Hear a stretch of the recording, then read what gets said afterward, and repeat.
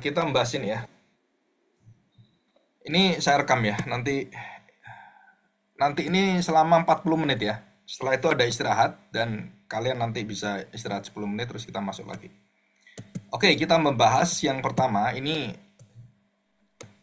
urutannya ya. Jadi asal-usul kejahatan nanti saya jelaskan dalam pengertian khususnya dalam pengertian orang-orang filsuf ya atau filsafat Yunani. Nah, kejahatan itu dipahami sebagai apa? Jadi ada tiga orang yang saya ambil filsuf itu yang paling terkenal yaitu Plato dan kemudian Aristoteles dan Plotinus. Nah, Plotinus inilah yang paling banyak mempengaruhi Bapak Gereja, termasuk konsep Allah yang Esa yang pernah kita dengarkan beberapa minggu yang lalu ya. Jadi Plato, Aristoteles, terus Plotinus. Nah itu. Nah yang dari kita ada dua seorang bapak gereja yang sangat berpengaruh yaitu namanya Agustinus dari Hippo dan dia menjelaskan tentang apa itu kejahatan atau termasuk kegelapan ya kejahatan. Yang kedua itu adalah Thomas Aquinas. Nah dua orang inilah yang membuka satu teologi yang berarah kepada teologi anugerah dan teologi mengarah kepada teologi natural ya Thomas Aquinas akhirnya membuka diri dalam teologi natural teologi dan ada kelemahan-kelemahannya tapi kalau Agustinus dia sungguh-sungguh berdasarkan pada anugerah Allah ya ini Agustinus nanti kita bahas ya jadi yang pertama kedua dan kemudian ketiga adalah yang kita pakai yang tulisannya yang paling berpengaruh dan terbesar itu adalah John Calvin ya. Ya, bukunya sudah terjemahkan barusan tahun ini baru terbit Institutio ya Institute of Christian Religion itu bukunya kalau kalian punya itu bagus ya. Nah, tapi ini harganya hampir 1 juta. Nah, lebih baik kalian beli buku sistematika 1 sampai 6 punyanya Berkhof itu lebih bagi kalian lebih bermanfaat ya. Nah, itu kalau mau pesen silakan. Jadi harganya kemarin sudah saya kasih. Kalau sudah ada kumpulin dana, nah itu kontak ke saya ya. Nanti dapat kortingnya sekitar 50%. Nah, John Calvin. Nah, kemudian kita perbandingkan. Jadi pikiran orang-orang Yunani itu apa bedanya dengan pikiran orang-orang yang Kristen atau bapak-bapak gereja dan teolog yang Kristen itu. Nah, itu akan kita lihat. Nah, kemudian bagaimana Alkitab atau bagaimana firman Tuhan, bagaimanakah Allah membereskan dosa. Nah, itu berbeda jauh dengan filsuf itu ya. Karena pusat dan juga pemberesannya itu di dalam satu pribadi di mana Allah sendirilah yang memilih cara dan yang menetapkan bahwa sang anak, oknum kedua, Tritunggal itu oknum kedua, diutus untuk menjadi manusia, anak Allah, anak manusia, anak Allah yang tinggi gitu ya, atau Yesus Kristus Mesias itu kan. Nah ini nanti kita lihat bagaimanakah urutannya eh, dosa itu diselesaikan dan dibereskan, dituntaskan ya. Dan di sini jadi yang pertama itu penciptaan, bagaimana kondisinya, terus kejatuhan manusia dan dosa mulai masuk. Ketiga, Allah berdaulat atas segala sesuatu dan yang keempat, Allah memiliki solusi atas kejahatan. Yang pertama adalah caranya janji penebusan ya protoevangelium yang sudah diberikan kepada kita dan kemudian inkarnasi Kristus wujud daripada protoevangelium Allah menjadi manusia menjadi manusia artinya berdarah berdaging bertulang ya dan keempat bagaimana Kristus sebagai manusia itu menerima segala akibat dari dosa dan juga bagaimana dia menanggung dosa di kayu salib. Yang keempat, dia bangkit dan mengalahkan maut, mengalahkan kematian, mengalahkan dosa, dan mengalahkan kegelapan kejahatan itu dengan tuntas. Dan bagaimana Roh Kudus bekerja waktu Yesus itu naik ke surga dan dia menyerahkan pada Roh Kudus untuk menolong manusia atau orang-orang percaya di dalam dia, Kristen, orang Kristen, itu kemudian diberi kemampuan untuk hidup dalam kekudusan. Dan terakhir adalah pemulihan akhir zaman. Ya, ini ya. Nah, kita sudah lihat ini. Nah, kita akan masuk dalam pembahasan. Ya, pembahasannya. Ya, oke, kita akan masuk dalam pembahasan. Nah, kita akan melihat yang pertama adalah dalam filsafat Yunani ada pemikir-pemikir yang sangat mempengaruhi jalan moralitas manusia dan juga secara umum ya, namanya Plato dari 427 sampai 347 sebelum Masehi. Nah, datanya ada dan kita bisa melihat kejahatan itu dilihat oleh Plato atau dimengerti dalam pikiran dia, dalam pengetahuan dia sebagai manusia yang sudah jatuh dalam dosa ini ya. Nah, kan Plato juga manusia jatuh dalam dosa, eh, anak keturunan dari Adam dan Hawa yang mau tidak mau dia tidak akan mampu menembus kepada penyelesaian dosa. Dia hanya menyatakan kegelapan itu apa, kejahatan atau apa. Nah, ini termasuk di dalamnya itu istilah kejahatan ya. Ini kita lebih ke arah istilah apa jahat itu dan bagaimana kejahatan. Asal usul kejahatan itu apa? Kejahatan adalah jelas dikatakan dalam bukunya Ignorance. Ya, Plato menuliskan satu tulisan ilmiah dalam bukunya itu dia mengatakan tentang satu buku yang berjudul Gorgias and the Republic ya. The Republic itu sangat terkenal sekali. Bukunya itu sangat memimpin orang dan juga menjadi acuan bagi orang-orang berpolitik dan juga ekonomi, sosial dan semuanya.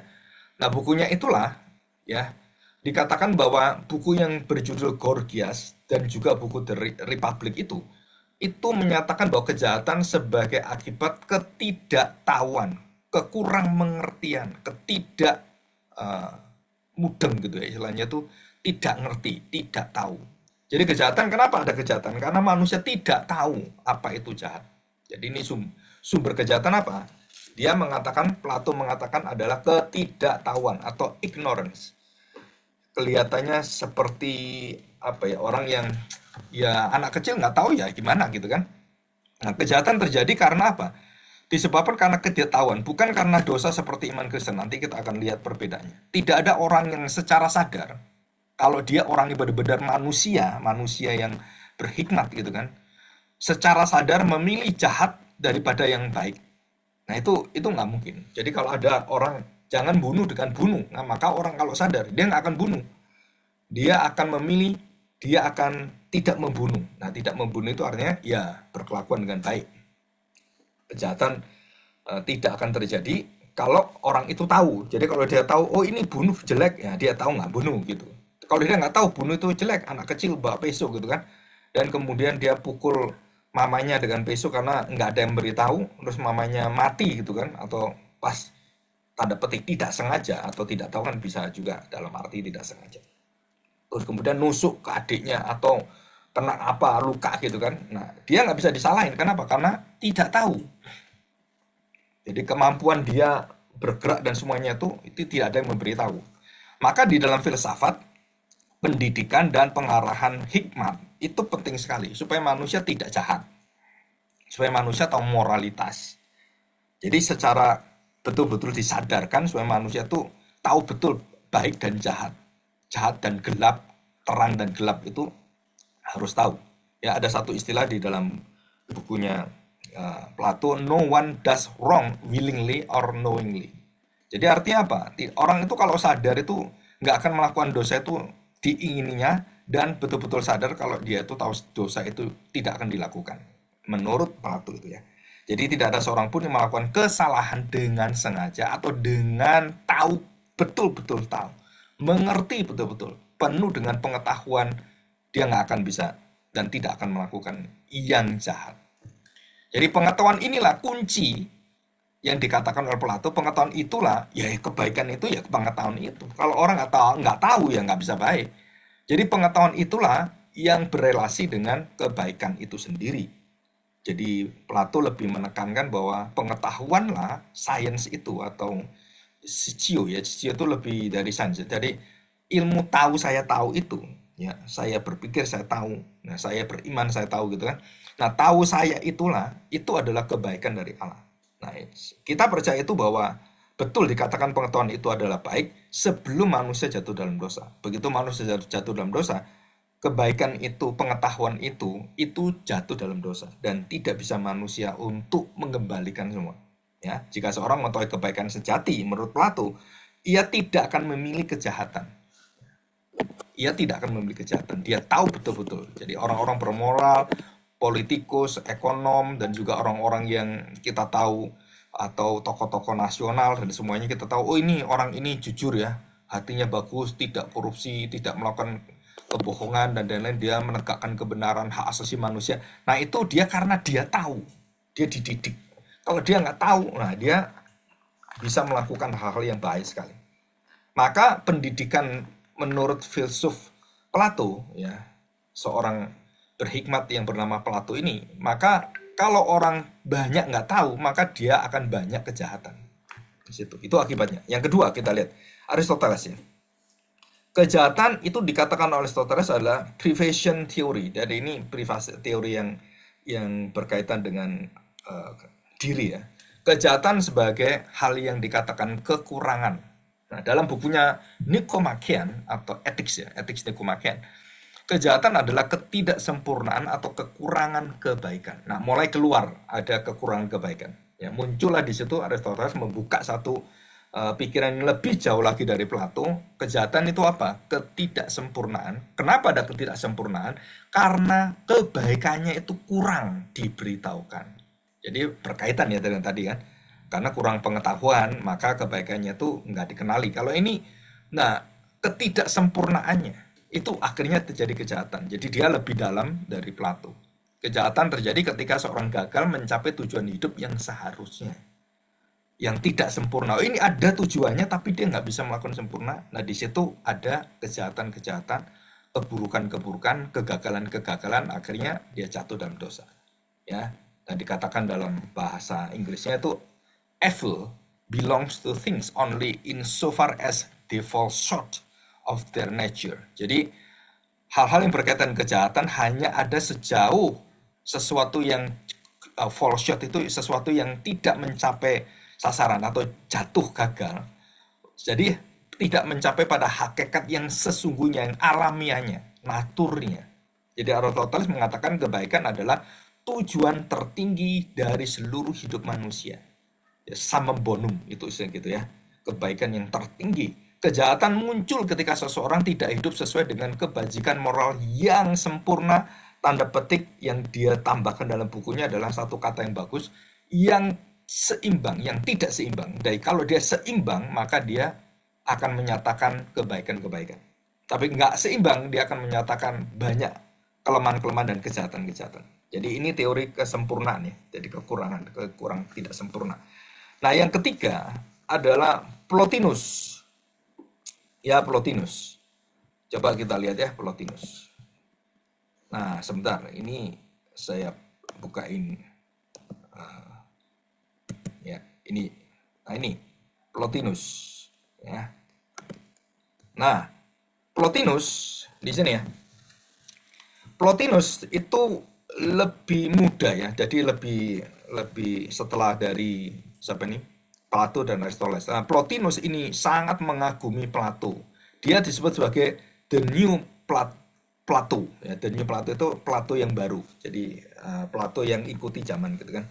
Nah, Plotinus mengatakan kejahatan adalah ketiadaan kebaikan. Nah, ini akhirnya dipakai mempengaruhi dari Agustinus, mempengaruhi Bapak Gereja termasuk Thomas Aquinas, termasuk semua orang-orang yang berteologi Kristen, berteologi di dalam agama Kristen atau dalam teologi pengikut-pengikut Kristus. Dan banyak ini mempengaruhi, termasuk yang berkaitan dengan keesaan ya. Jadi saya ulangi, kejahatan itu sebagai ketiadaan kebaikan.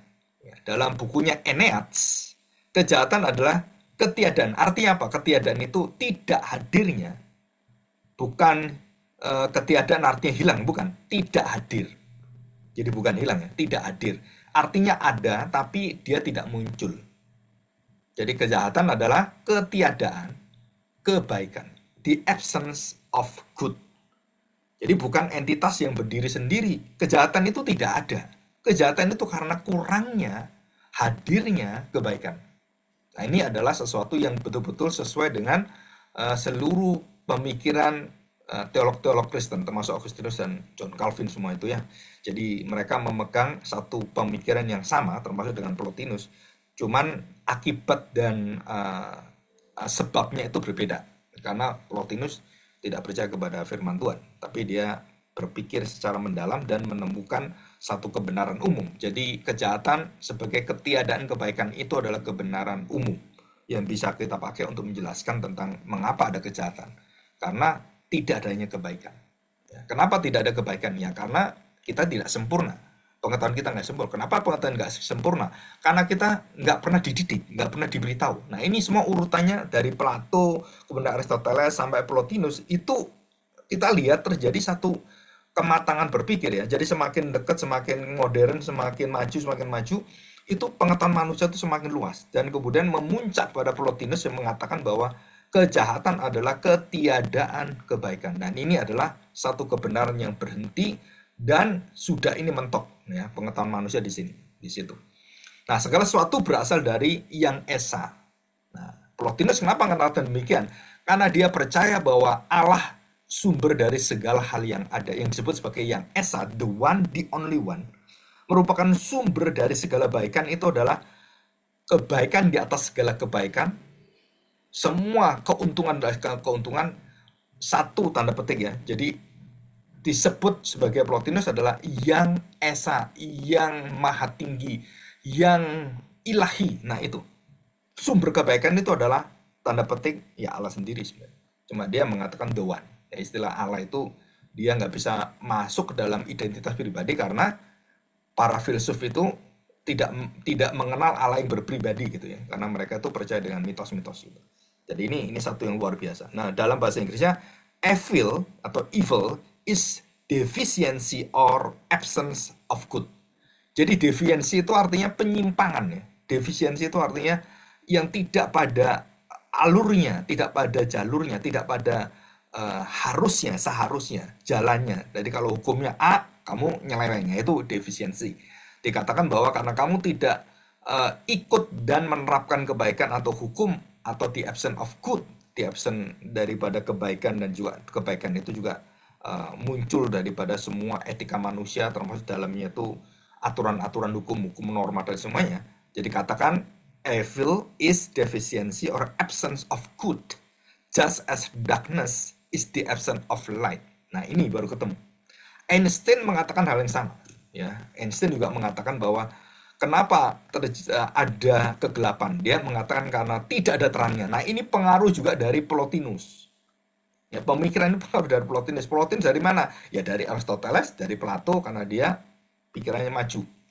Ya, dikatakan di sini. Jadi kejahatan adalah kekurangan atau ketiadaan dan juga penyimpangan, ya, penyimpangan dari kebaikan. Jadi darkness itu, gelap itu karena tidak ada terang. Begitu ada terang, ya gelapnya hilang. Gelapnya itu terusir. Ya otomatis begitu ada terang, begitu kita nyalain lampu udah nggak gelap kan? Ya kelihatan semuanya. Begitu lampu mati, nggak gelap, nggak kelihatan semua. Nah, seperti itu. Jadi sangat sederhana, tetapi merupakan satu kebenaran yang mendasar sekali. Bagi iman Kristen itu juga penting sekali. Makanya kenapa belajar apologetika dan filsafat itu, karena kita mau tidak mau berurusan dengan pemikiran-pemikiran manusia. Dan pemikiran-pemikiran manusia itu selalu berkaitan dengan pola pikir. Ya, bagaimana sistem itu berpikir. Dan bagaimana kita mengolah semua informasi, kata-kata, apa yang kita lihat, apa yang kita renungkan. Nah, itu semua adalah pola berpikir. Ya, oke. Ya, oke, kita lanjutkan, Sian. Ya, kita lanjutkan di sini. Nah, sekarang kita masuk dalam iman Kristen ya. Nah, kita masuk dalam iman Kristen. Tadi kan kita belajar sampai ini Plotinus yang terakhir kan. Nah, kita masuk kepada seorang bernama Agustinus. Nah, Agustinus ini adalah seorang guru juga ya. Boleh katakan dia seorang dosen dan kemungkinan dia juga seorang profesor, pengajar yang hebat sekali.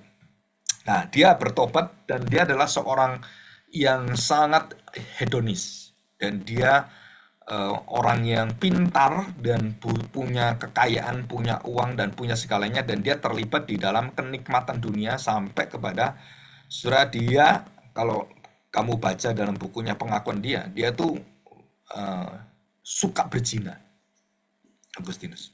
Dan suka berzina itu artinya free sex ya. Jadi pada saat itu orang-orang Yunani itu tidak ada istilah pernikahan yang dikuduskan satu orang satu, itu nggak ada, karena mereka itu mempunyai hak untuk menikmati semuanya, termasuk seksual, ya.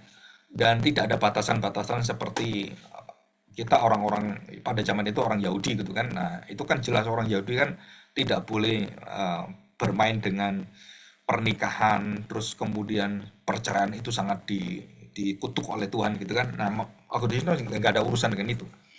Nah, dia adalah seorang yang dari mulanya adalah orang yang menyimpang dari seluruh daripada firman Tuhan, dan dia mengenal Kristus itu dari mamanya, mengenal firman Tuhan itu dari mamanya, mengenal siapakah Kristus itu dari mamanya. Ya, mamanya menjadi Kristen terlebih dulu. Dari sejak kecil dia berdoa dan papanya enggak ya. Nah, mamanya inilah yang membawa doa-doa kepada Tuhan, dan sehingga Agustinus diberi anugerah oleh Tuhan karena ketekunan dan juga karena anugerah Tuhan ya. Sehingga Pak mamanya tekun, namanya Monica, namanya Monica. Sekarang diangkat menjadi Santa Monica, yang kudus, perempuan kudus bernama Monica. Itu Katolik mengakui sebagai santa ya. Wanita-wanita suci, pria-pria suci gitu kan, santo dan santa. Nah, Agustinus dari Hippo mengatakan kejahatan adalah privatio boni, atau dikatakan privatio itu kekurangan bonum, kekurangan kebaikan. Kekurangan bonum juga bisa keuntungan ya. Nah, kejahatan sebagai privatio boni. Nah, dari mana kita tahu ini? Dari bukunya Agustinus yang judulnya adalah pengakuan-pengakuan atau confessions. Dan yang kedua dari bukunya The City of God atau City of God. Ya, nah itu. Kejahatan adalah kehilangan atau ketiadaan kebaikan. Nah, istilah kehilangan ini itu lebih maju dari Plotinus. Kenapa ada istilah kehilangan? Karena Agustinus membaca Roma, ya kan, Roma pasal 6 ayat 23, Roma pasal 3 23 dan semuanya. Dikatakan di situ bahwa manusia telah kehilangan kemuliaan Allah. Maka dia lebih dalam dan lebih masuk ke dalam pengertian menembus pada hati kita semuanya. Kenapa? Karena dia menemukan istilah kehilangan itu, kehilangan kemuliaan. Sedangkan Plato, Aristoteles, Plotinus tidak mengatakan hal itu sama sekali. Ya, dikatakan kehilangan, ketiadaan kebaikan. Jadi kehilangan, ketiadaan kebaikan. Apa yang hilang? Kemampuan untuk berpikir baik, berperasaan baik, berpengetahuan baik itu sudah lumpuh. Nah, bagi Plato, Aristoteles, Plotinus itu masih bisa. Agustinus mengatakan nggak bisa sama sekali. Manusia itu mati, lumpuh, dan tidak bisa apa-apa. Kebaikan itu yang dihasilkan oleh manusia tidak menyelamatkan dia, tidak bisa mengalahkan kejahatan atau kegelapan. Jadi apa yang dilakukan oleh manusia, kebaikan-kebaikan itu tidak bisa mengalahkan kejahatan. Di situ. Jadi dikatakan bahwa manusia sudah kehilangan kebaikan, ketiadaan kebaikan. Jadi Allah menciptakan dari mulai penciptaannya, Allah menciptakan segala sesuatu, tidak ada yang tidak baik, semua baik. Apapun diciptakan oleh Allah itu baik adanya, ya, baik adanya. Tetapi ada tetapinya ya. Tetapi karena Allah menciptakan manusia serupa dengan gambarnya, maka ada resiko dari seluruh Allah memberikan keistimewaan manusia, yaitu apa? Berkehendak dengan bebas seperti Allah, dengan satu limitasi bahwa ada larangannya. Kamu boleh melakukan ini tetapi tidak boleh ini. Nah, di situ kan. Nah, disitulah disebut sebagai moralitas pertama kali yang murni atau free will yang murni pertama kali adalah waktu manusia belum jatuh dalam dosa. Di dalam ketidakadaan dosa, manusia diberi perintah oleh Tuhan dan manusia disuruh milih, dan dia memilih tanpa adanya pengaruh dari dirinya yang berdosa. Dan dari siapa dia jatuh? Karena pengaruh dari iblis yang diizinkan Tuhan masuk mempengaruhi dia. Jadi artinya begini, kebaikan manusia itu jadi kejahatan. Kenapa kok yang baik jadi jahat? Karena bukan berasal dari dirinya yang diciptakan baik oleh Tuhan, tetapi Tuhan izinkan iblis, kemudian manusia lebih mendengarkan suara kegelapan itu, dan dia kemudian menaati atau mengikuti apa yang menjadi rayuan gitu ya, apa yang menjadi bujukan itu, dan dia mengiyakan. Nah, di situ manusia memilih bisa taat pada Tuhan dan bisa tidak taat pada Tuhan, bisa berbuat baik dan bisa berbuat jahat. Nah, itu keluar. Kapan itu keluar? Setelah Tuhan izinkan iblis masuk, ujian masuk, dan ujian inilah yang akan menguji hadirnya dan hilangnya kemuliaan Allah dalam hidup manusia. Jadi waktu Adam dan Hawa memilih untuk mengambil buah itu, maka dia memilih untuk masuk ke dalam kejahatan, masuk dalam ketidaktaatan, pemberontakan. Dan dia memilih waktu dia makan, maka dikatakan oleh Tuhan, matilah kamu, pastilah kamu akan mati, dan mati mereka. Itu namanya dosa asal. Nanti kita pelajari. Jadi Agustinus menolak pandangan dualisme yang ada dalam seluruh pemikiran Plato, terus kemudian Aristoteles, terus Plotinus. Kenapa dia nolak? Karena Alkitab tidak pernah memberikan satu pengertian tentang baik dan jahat itu adalah satu entitas, satu keberadaan yang kekal adanya, atau dua-duanya ada dan tidak disebabkan oleh karena satu dan lain. Bukan ya. Jadi Agustinus mengatakan bahwa tidak ada dualisme. Jadi baik dan jahat itu dualisme. Jadi yang ya sebaik-baiknya yang baik itu tetap ada yang jahat. Sebaik-baik jahat itu ada yang baik. Nah, itu pandangan dari yin dan yang. Yang kita tahu itu seperti lingkaran itu kan, yang alien yang ada hitam bulat, terus di tengahnya separuhnya itu semua putih, ada titik hitamnya. Terus semua hitam ada titik putihnya yang di lembaran yang lebih menonjol itu kan. Nah, itu menjadi satu lambang dan itu juga masuk dalam ini ya, Hitler ya. Jadi lambangnya negara Jerman pada saat itu juga sama. Nah, kita menolak pandangan dualisme kenapa? Karena tidak ada di dalam konsep kekristenan atau firman Tuhan bahwa kejahatan itu kekal. Tidak ada. Kejahatan itu ada setelah ada ciptaan dan setelah ada manusia, dan di situ dosa itu baru muncul, kejahatan baru ada ya di dalam sejarah manusia. Nah, kalau kejahatan di dalam sejarah di luar manusia, di dalam lingkungan dunia roh, itu adalah iblis.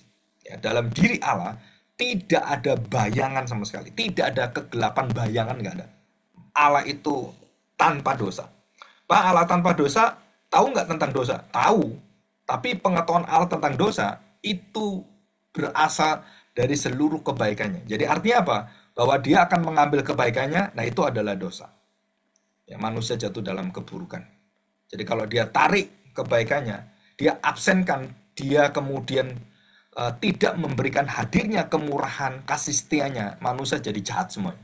Nah itu. Jadi bukan berasal dari bahwa Allah itu yang menciptakan dosa, bukan. Dosa itu ada karena ada makhluk yang berontak kepada dia. Ada yang tidak taat. Jadi apakah iblis, Lucifer, dan seluruh roh jahat, dan termasuk manusia dan semua orang-orang yang menentang Kristus. Itu termasuk dalam di situ. Ya. Nah, dalam bukunya City of God, Agustinus mengatakan evil has no positive nature. Nah, ini penting, Sur. Kenapa? Jadi kejahatan itu sama sekali tidak memiliki natur yang positif. Kebaikan tidak ada. But the loss of good has received the name of evil. Jadi artinya begini, dengan kejahatan yang tidak memiliki sifat yang positif, natur yang positif, maka kejahatan adalah hilangnya kebaikan yang menjadikan keberadaan yang tidak adanya kebaikan adalah jahat. Nah itu. Apa itu kejahatan? Tidak hadirnya atau hilangnya kebaikan, hilangnya kemuliaan Allah. Ya. Nah, ini akan selesai. Kita akan masuk lagi 10 menit ya. Ya, ini ada waktu 10 menit. Ya. Oke ya. Nah, di sini kita belajar ya. Belajar tentang Agustinus. Ya, kita masuk sekarang ke Thomas Aquinas. Ya, kita masuk Thomas Aquinas. Ya. Nanti kalau ini berhenti, kita masuk lagi 10 menit ya. Thomas Aquinas, kejahatan adalah kekurangan dalam tatanan yang baik. Nah, ini lebih ke arah kondisi lingkungan yang menopang. Itu dalam bukunya Summa Theologica, ya, Theologica. Kejahatan adalah ketidaksempurnaan dalam tatanan ciptaan yang baik. Allah adalah sumber segala kebaikan. Kejahatan terjadi karena ciptaan itu menyimpang dari tujuan aslinya, telosnya. Ya, ini mirip dengan Aristoteles yang juga mengatakan telos, dan juga mengatakan bahwa absennya ketidakhadiran dari kebaikan. Nah, dikatakan di situ privation of good itu artinya jadi kekurangan kebaikan. Maka semua yang kekurangan kebaikan menjadikan seluruh kondisi yang ada, tatanan itu menjadi jatuh dalam dosa. Jadi kejahatan menyebabkan seluruh tatanan yang dulu baik alam semesta itu binatang itu bisa damai satu sama lain, terus kemudian bisa akur satu sama lain. Binatang-binatang itu saling makan, saling menelan, saling membunuh, mencabik-cabik, nah itu termasuk di dalamnya. Ya, jadi menurut uh, pengetahuan biologi yang secara procreation, bahwa binatang-binatang itu asalnya tidak saling membunuh. Bahwa mereka adalah binatang-binatang yang begitu damai. Jadi mereka makan dari buah-buahan, biji-bijian seperti itu ya. Nah itu secara teori saya percaya itu benar ya. Dan itu adalah teori siapa? Teori daripada Thomas Aquinas. Jadi kejahatan ini kekurangan tatanan baik. Nah apa bedanya dengan Agustinus? Dia lebih mengarahkan kepada akibatnya. Jadi secara teori dan prinsipnya sejalan dengan Agustinus. Aquinas menegaskannya. Jadi lebih menekankan bahwa kejahatan tidak memiliki eksistensi substansial dalam segala hal. Jadi orang jahat itu berasal karena kebaikannya, dia tekan, dia lawan, dan seluruh lingkungannya itu tidak mendukung dia. Nah, dia akan jadi jahat seperti itu. Jadi kenapa dia jahat? Karena dia tuh memilih melakukan, kalau dia kelaparan dan kemudian dia nggak bisa kerja karena dia nggak ada pengetahuan, dia penganggur, akan jadi bajingan. Jadi nyolong mobil, nyolong membunuh orang, terus jadi bajingan, terus jadi preman. Karena dia dalam dirinya kekurangan kebaikan, kekurangan pendidikan, akhirnya dia lingkungan tidak mendukung dan tidak mengayomi dia, dan dia akhirnya memilih melakukan kejahatan. Nah itu menurut Thomas Aquinas itu mendukung lingkungannya itu, tatanannya itu kekurangan daripada yang baik. Jadi bukan hanya orang itu ya, selain orang itu juga, tetapi lingkungan yang jatuh dalam dosa juga, ketidakadaan kebaikan itu mempengaruhi dia menjadi jatuh dalam dosa, jadi jahat juga. Ya. Oke, nah kita akan lanjutkan ya. Sekarang kita lihat John Calvin. Nanti ini kira-kira berapa menit lagi akan berhenti. Oke, John Calvin mengatakan kedaulatan Allah atas kejahatan. Nah, di sini mulai dari John Calvin sama dengan Agustinus, bahwa Allah berdaulat atas segala sesuatu, dan ini sama ya. Jadi dari manakah kejahatan itu ada? Karena semua itu di dalam pengetahuan dan kedaulatan, penetapan, ketetapan Allah. Ya, dalam bukunya Institute of Christian Religion atau Institutio, ya singkatannya itu, Allah berdaulat sepenuhnya atas segala sesuatu, dan dia tidak mungkin tidak mengatur, dia tidak mungkin tidak tahu, dia tidak mungkin tidak menguasai, dia tidak mungkin tidak mengontrol. Termasuk di dalamnya adalah kejahatan dan keburukan, kegelapan hati manusia. Bukan hanya manusia, termasuk kejahatan dari iblis. Semua di dalam wewenang dan kekuatan pengontrolan Allah. Jadi Allah yang menetapkan. Lupa Allah menetapkan kok dia nggak berdosa. Iya, karena Allah adalah Allah yang maha kudus dan tidak ada dosa dalam dirinya. Kenapa itu ada? Karena ada pemberontakan manusia dan dia maha tahu, dia pre-knowledge. Jadi pra-pengetahuan Allah itu mengetahui semuanya, dan dia bisa menyediakan seluruh daripada bagaimana keadilannya akan menangani, dan dia bukan Allah baru ada kejadian, baru dia cari caranya. Bukan. Allah adalah sebelum semuanya ada, dia sudah ada penyelesaiannya. Itu adalah Allah. Kalau kita kan, kecolongan, iya ini kebobolan, ayo kita bangun. Ini dikasih kunci, dikasih pagar, kasih besi. Nah, kalau Allah sebelum semua terjadi, dia sudah memberikan kita satu penyelesaiannya. Jadi bukan setelah terjadi baru dibuka jalan. Enggak. Jadi kalau Yesus diutus menjadi manusia, itu bukan hanya karena adanya dosa, tetapi itu adalah dari pengetahuan Allah yang maha tinggi, yang maha tahu. Dia menetapkan sesuatu, termasuk adalah dosa belum terjadi pun, dia sudah menyatakan dalam kekekalan bahwa anaknya pribadi kedua akan menjadi manusia. Nah itu cara berpikirnya seperti itu. Kenapa? Ya karena dia Allah, bukan seperti kita. Kita kan nggak tahu.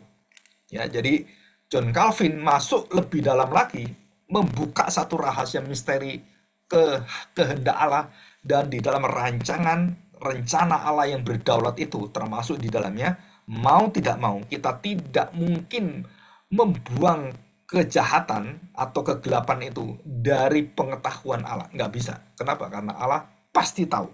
Dan dia bukan hanya pasti tahu, dia mengontrol, dia mengendalikan, dan dia mengarahkan semua kejahatan. Nah, ini ada dalam Amsal 21 ayat 1. Hati raja, hati orang-orang yang jahat, raja, penguasa-penguasa di tangan Tuhan, kemanapun Tuhan mau, dialirkan kemana dia mau. Itu Amsal 21 ayat 1. Jadi Allah berdaulat penuh atas segala sesuatu, atas hati manusia jahat, atas hati anak-anak Tuhan, atas hati malaikat, atas hati Lucifer. Dia tahu dia bisa mengontrol dan dia menguasai. Karena Lucifer sebelum jatuh dalam malaikat yang berdosa, Lucifer pun adalah ciptaan Kristus, ciptaan Allah. Jadi ini penting sekali. Jadi sejahat-jahatnya penciptaan itu melakukan kejahatan pada penciptanya, tidak akan bisa menjadikan kejahatan itu kepada Lucifer, pada manusia, menjadi seperti Allah. Nggak mungkin. Jadi kamu menjadi seperti Allah dengan kejahatan, itu nggak mungkin. Kenapa nggak mungkin? Karena Allah itu kudus. Kalau kamu ingin menjadi seperti Allah, maka kamu harus kudus. Nggak bisa kamu jahat. Nggak bisa. Jadi nggak mungkin. Jadi iblis ingin menjadi Allah dengan memberontak. Ya nggak bisa, kamu jadi iblis. Nggak bisa jadi Allah. Di situ.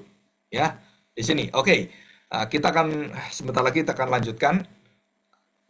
Nanti kalau ada pertanyaan, bisa ditanyakan ya. Oke, ini akan berhenti sebentar ya.